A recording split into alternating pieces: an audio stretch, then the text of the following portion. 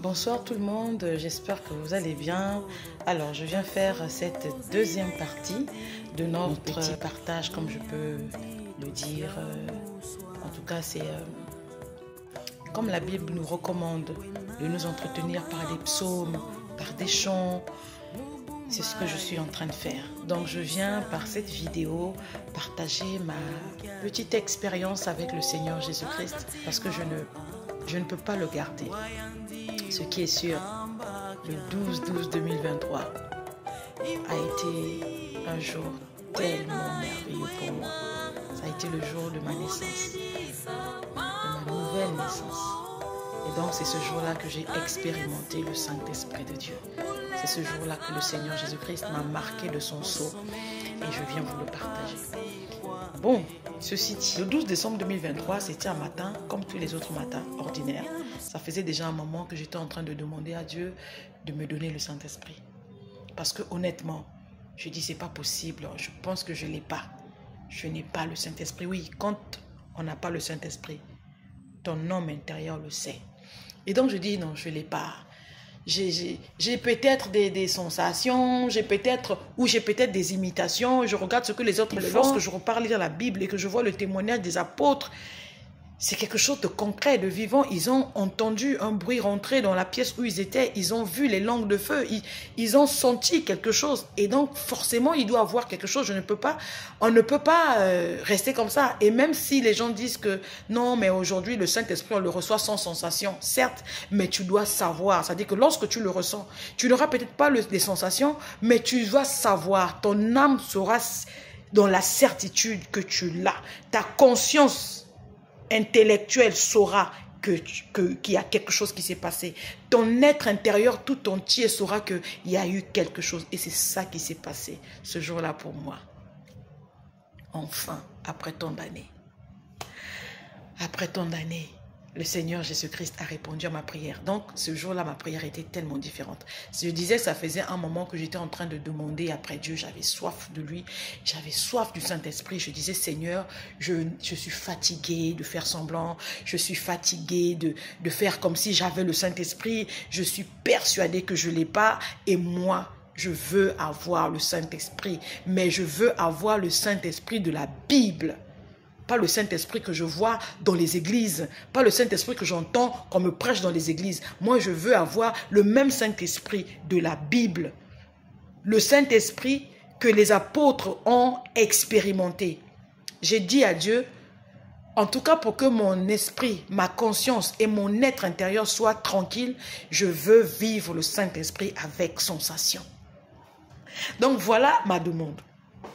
J'ai dit, c'est pas la mer à boire, c'est pas te demander, je te demande pas beaucoup de choses, je te demande pas vraiment quelque chose de compliqué. Moi, je veux avoir le Saint-Esprit et je veux l'avoir avec sensation et je veux constater et savoir que je l'ai. Parce que quand les disciples l'ont reçu, ils savaient qu'il avait, au point où Pierre pouvait dire à la personne handicapée devant la porte la belle, je n'ai rien à te donner, mais ce que j'ai, je te le donne. Donc, il savait qu'il avait reçu quelque chose. Et moi, je savais pertinemment que, avant que le Seigneur me bâtisse du Saint-Esprit, je savais qu'il y avait quelque chose qui n'allait pas. Je n'avais pas le Saint-Esprit. Parce qu'à un moment donné, je me suis arrêtée, j'ai dit non, je ne l'ai pas. Je suis peut-être croyante, j'ai peut-être l'onction. Mais il y a quelque chose qui manque. Il y a un vide. Et donc, voilà, ce matin-là, après plusieurs semaines déjà, j'étais en train de réclamer le Saint-Esprit. Et ce jour-là, le matin, je me suis levée. Je ne faisais absolument pas quelque chose de spécial. Je me suis levée de ma chambre, je suis allée dans la salle de bain, je faisais mes cheveux. J'essayais de manipuler mes cheveux et tout ça. Et en même temps, j'ai écouté une prédication. La prédication du pasteur Adams. Je vous mettrai le titre quelque part. Il parlait dans les derniers jours.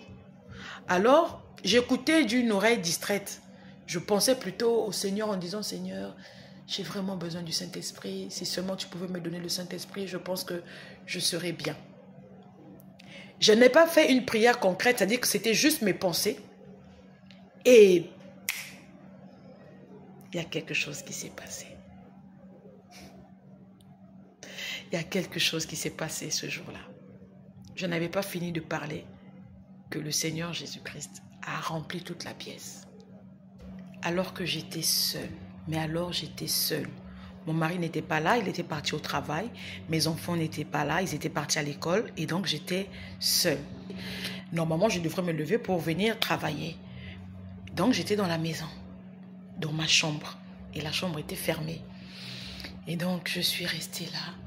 Et quelque chose s'est passé. Quelque chose s'est réellement passé. Là, dans ma chambre, seule dans ma chambre, le Seigneur a exaucé à ma prière. Et en plus, ce n'était pas une prière en tant que telle. C'est-à-dire que ce n'était pas une prière formelle, genre je me mets à genoux, je me mets dans une certaine position et après je me mets, parce qu'en temps normal, je me mets devant mon autel de prière et puis je prie là, je demande. Mais là, ce jour-là, je n'avais pas pris une position particulière. J'étais juste debout dans ma salle de bain, j'étais en train de faire mes cheveux et mes pensées étaient en train de voyager. J'étais en train de dire, Seigneur, tu sais combien je t'aime, tu sais combien je te demande, ça fait un moment je te demande le Saint-Esprit, tu ne veux pas me le donner. Et moi, je veux le Saint-Esprit. Je sais que je ne l'ai pas et je sais que tu peux me le donner. Donc, j'étais là en train de plaider, mais c'était juste mes pensées. Et après, à un moment donné, j'ai vu que ma prière, en tout cas ma pensée, ma demande, c'était une prière que je suis en train de faire, mais sans pour autant prendre une position quelconque, c'est-à-dire que je continue à faire mes cheveux et en même temps je pensais à ça et j'ai commencé à penser à la croix. C'est comme si on est venu me mettre une pensée dans ma pensée. Et j'ai commencé à penser à la croix. J'ai commencé à voir comment le Seigneur Jésus-Christ portait cette lourde croix, comment il était en train de souffrir avec cette croix. J'ai pensé à tout ce qui s'est passé ce jour-là au calvaire et j'ai crié. J'ai crié, j'avais mal au cœur, j'ai dit non Seigneur, c'est pour moi, c'est à cause de moi qu'on t'a fait tout ça. Et j'ai commencé à pleurer. Et là, il y a une force qui m'a pris, j'étais dans la salle de bain et la porte de la salle de bain était ouverte. Et dans ma chambre, j'ai un endroit où il y a mon autel de prière. Et j'étais devant le lavabo. Et quand j'ai crié comme ça, j'ai dit Seigneur, oh Jésus, tu as tellement souffert. Pardonnez-moi, j'essaie de vous faire vivre un peu ce moment-là. Et c'est encore trop frais dans ma tête. Et j'ai senti comme une force me prendre de la salle de bain où j'étais. Je n'ai pas compris comment j'ai quitté la salle de bain au pied de l'autel, de l'endroit où je fais ma prière. Je n'ai pas compris comment j'ai quitté de là à là. J'ai juste senti que j'ai été tirée. C'est-à-dire que c'est comme si on m'avait projeté. Mais je me suis retrouvée à genoux de là où j'étais et devant mon autel. Je n'ai pas fait d'effort. Je sais que ça va paraître vraiment bizarre, mais supportez-moi. C'est comme une force qui m'a fait quitter la salle de bain et m'emmener au niveau de mon autel de prière. Et je me suis mise à genoux là et j'ai commencé à plaider, à prier, à demander pardon à Dieu, à dire au Seigneur, j'ai péché, j'ai fait du mal aux gens, j'ai blessé des cœurs. Oh Seigneur, s'il te plaît, pardonne-moi et tout. J'ai commencé à pleurer comme ça. Et en même temps, dans ma pensée, je voyais la scène de la croix, la scène de Golgotha. Ça n'avait rien à voir avec les scènes de film. Tout ce que je sais, c'est que je voyais le Seigneur, mais souffrir en train de porter cette croix. Et j'étais en train de pleurer. Et après, à un moment donné, il y a eu quelque chose d'autre qui s'est passé. Je me suis sentie soulevée dans ma chambre. J'étais toujours dans ma chambre. Je me suis sentie soulevée. Je n'étais plus maître de moi. C'est-à-dire que ma conscience était consciente de tout ce qui est en train de se passer. J'étais consciente qu'il y avait quelque chose qui se passait. Mais je ne savais pas ce que c'était. Et après, j'ai continué à prier. Mais seulement, cette fois-ci, je ne priais pas. Quand j'ai commencé à demander pardon à Dieu, au cœur que j'ai dû blesser, aux choses que j'ai dû faire, aux choses que j'ai eu à faire et tout. Et à un moment donné, c'est comme si on m'a enlevé le français que j'étais en train de parler et j'ai commencé à parler en langue. C'est-à-dire que j'ai continué à prier, mais cette fois-ci, j'étais en train de prier dans une langue inconnue. J'ai continué à prier, à prier, à prier, à prier, à prier. Ça a duré vraiment un bon bout de temps.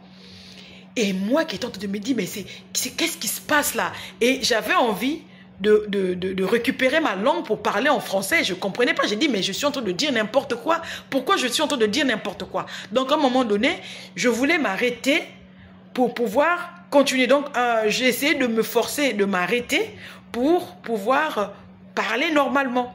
Mais dès que ma bouche s'ouvrait pour parler, eh ben, c'était cette langue étrangère qui était en train d'être...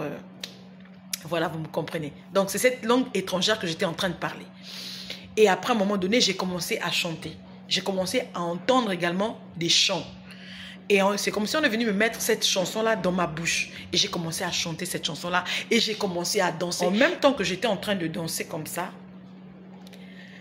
je ne comprenais pas comment je faisais tous ces mouvements-là. En temps normal, je ne ferais pas ce genre de mouvement. J'étais en train de faire ces mouvements et dans ma chambre, il y avait l'autel et non loin de l'autel, il y avait mon lit. Donc en temps normal, tous ces gestes-là, je me serais cogné quelque part, je me serais cogné certainement sur le mur, mais rassurez-vous, je ne me suis même pas fait mal, je ne me suis même pas cogné, rien du tout. J'ai dansé, je me mettais debout, je me mettais à genoux, je roulais par terre et tout. Et j'avais conscience de ce qui se passait. Seulement, je n'étais pas maître de mes membres. Et après, à un moment donné, pardon, pendant que je faisais ces mouvements-là, j'étais à même le sol et je sentais que la robe que j'avais était en train de remonter. Ça s'est remonté jusqu'au niveau de mes mollets. Et après, je me suis sentie gênée. Dans cette présence-là, je ne voulais pas que ma robe puisse remonter et que ça puisse faire voir mes cuisses ou en tout cas que je puisse me dénuder. Donc après, j'ai commencé à dire, mais Seigneur, mais ma robe remonte. Comment je fais pour redresser ma robe? Tenez-vous tranquille. C'est-à-dire que étant donné que je n'étais pas maître de moi-même, je faisais un certain mouvement qui faisait que ma robe remontait vers, en tout cas, au mi-mollet, après les chevilles. Et après, il y a eu un autre mouvement et ma robe s'est redressée. Ma robe est repartie, s'est remise à l'endroit. Je tenais à le dire parce que le Seigneur, lorsqu'il te prend, il ne peut pas te faire des choses que la parole ne soutient pas.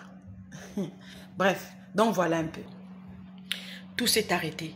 C'est comme si on m'avait pris et on est venu me poser comme un bébé par terre. C'est-à-dire que je me suis allongée tout le long du sol. Je suis restée allongée comme ça. Et la tête, je regardais le plafond. Et je suis restée. Je me suis sentie juste vidée. C'est comme si on avait enlevé quelque chose en moi. Et après, c'est comme si on m'avait apaisée. C'est difficile d'être... Bon, je ne sais pas comment vous expliquer ça. Mais je me suis sentie... Il y a eu un transfert. Je me suis sentie vidée de moi et remplacée par quelque chose d'autre. Et j'étais là, en train de me dire, j'ai dit, mais qu'est-ce qui se passe? Qu'est-ce qui s'est passé? En fait, je me posais la question, je me dis, mais c'est quoi ça, Seigneur? C'est quoi ça? Qu'est-ce que c'est? Qu'est-ce que c'est? Et quand je me posais la question, le Seigneur Jésus-Christ m'a répondu. Mon cœur a su que c'était le Seigneur Jésus-Christ et c'était la première fois que ça m'arrivait. Le Seigneur Jésus-Christ me répond, me dit, mais tu as toujours réclamé le Saint-Esprit, n'est-ce pas? C'est ça, le Saint-Esprit. Oh là là là là là là. Ah là là. J'étais tellement heureuse.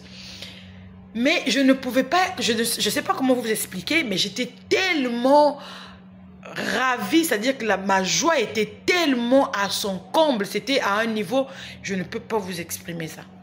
Elle était parfaite, ma joie. Donc du coup, je dis, mais je suis seule, Seigneur.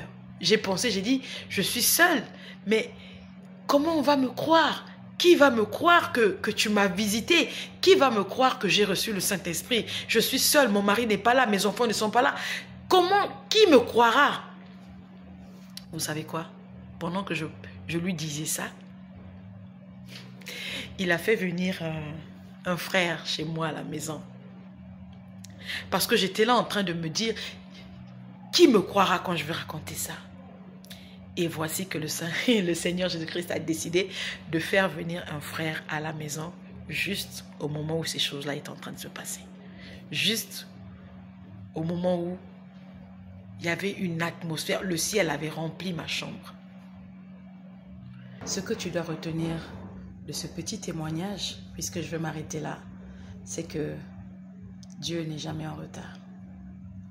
Et sache que tu n'es pas en compétition avec qui que ce soit sur la terre. Sache aussi cette chose très importante. Avouer qu'on n'a pas le Saint-Esprit ne devrait pas te faire honte. C'est l'ennemi qui veut te mettre dans cet état. Lorsque tu n'as pas le Saint-Esprit et que tu le reconnaisses et que tu puisses l'avouer que tu ne l'as pas, ça ne devrait pas te faire honte, au contraire. Au contraire. Parce que si ça ne dépendait que de toi, ben tu l'aurais à ta façon, à ta manière.